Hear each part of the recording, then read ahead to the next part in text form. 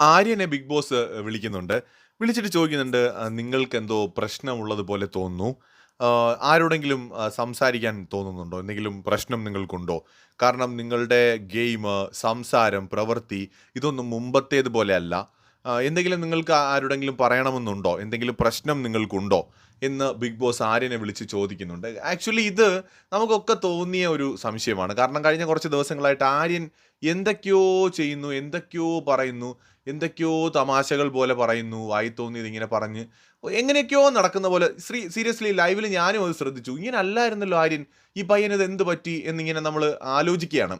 അതേ സംശയം ബിഗ് ബോസിനും തോന്നിയിരിക്കുകയാണ്. അങ്ങനെയാണ് ബിഗ് ബോസ് വിളിച്ച് ചോദിച്ചത്. കാരണം ബിഗ് ബോസിനകത്തുള്ള ജീവിതം മനുഷ്യരെ പല രീതിയിൽ മാറ്റിക്കളയും.